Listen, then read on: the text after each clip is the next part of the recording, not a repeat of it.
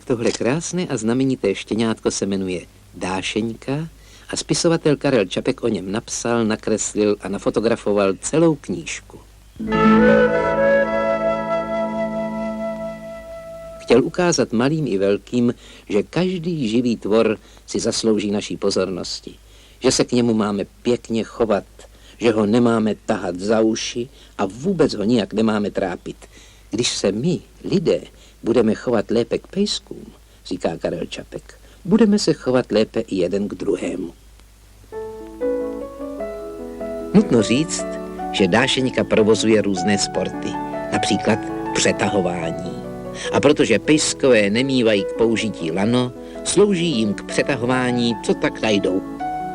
Klobouk, ale také punčocha, tkaničky střevíců a jiné užitečné předměty.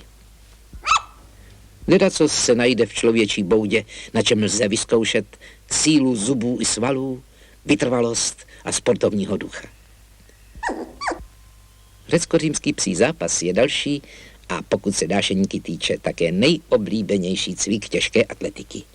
Dášeňka se vrhne s nádhernou bojovností na odpůrce a nastává takzvaný infighting, to jest oba borci se kutálejí v ringu a není vidět nic než neobyčejné množství předních i zadních nohou, zmítajících se v chumlu chlupů. Někdy z toho vítězně mávne ocásek, se vrčí a dorážejí na sebe všemi čtyřmi.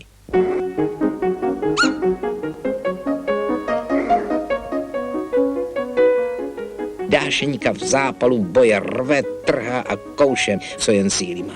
Čím víc roste, sílí a ježadí, tím je máma rozedranější a vypalichanější. Chudák Iris nechá v každém zápase nejeden chlup. Inu, s dětmi je kříž, to vám dosvědčí vaše maminka. Tak už pěkně lež, Dášeňko. Dneska si povíme o psích zvicích. Není to žádná pohádka, ale pravda pravdoucí.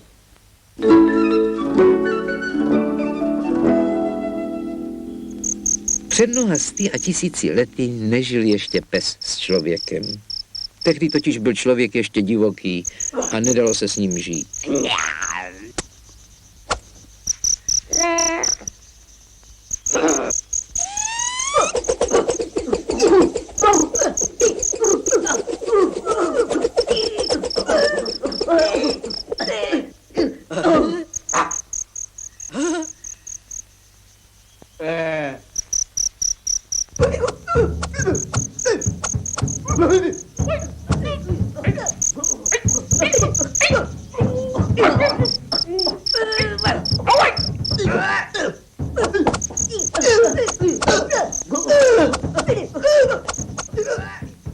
A proto psi žili ve psích smečkách, ale ne v lesích jako srnky, nýbrž na velikánských loukách, které se jmenují prérie, čili stepy.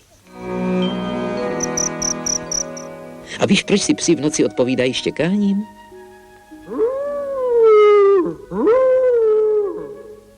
To je proto, že si ve stepi museli dávat znamení, aby v noci našli svou smečku. A víš, proč se každý pes 3krát otočí do kolečka, než si lehne ke spaní? To je proto, že dokud žili psi ve stepi, museli si pod sebou udupat vysokou trávu, aby si v ní vyšlapali pelíšek. A to dělají podnes, i když spí v lenošce. A víš, proč vy pejskové zahrabáváte do země kosti a kůrky chleba? To jste dělávali před 1000 lety, abyste měli nějaké sousto schováno pro dobu hladu. A víš, proč zvedají nožičku na každý kámen a pařez a pokropí jej? To dělali v prérii, aby každý člen jejich smečky čuchnul a poznal, aha, tady byl náš kolega, neboť tuto na kameni nechal svůj podpis. Tak vidíš, jak jste byli odjakživa moudří. A víš, proč pes začal žít s člověkem? To bylo tak. Když člověk viděl, že psi žijí ve smečkách, začal žít taky ve smečkách. A protože taková lidská smečka ulovila spoustu zvěře, bylo kolem jejího tábora naházeno mnoho kostí. A když to psi viděli, řekli si, co já se budu honit za zvěří, když u lidí je kosti habaděj.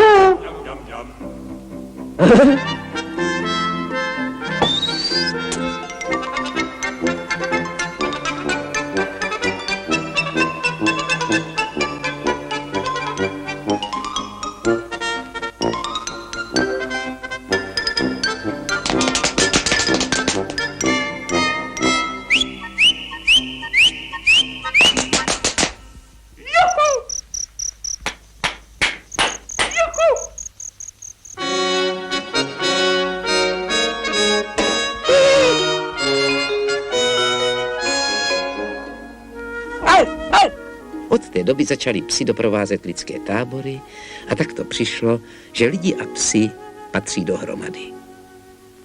Teď už nepatří pes do psí smečky. Ti lidé, se kterými žije, jsou jeho smečka.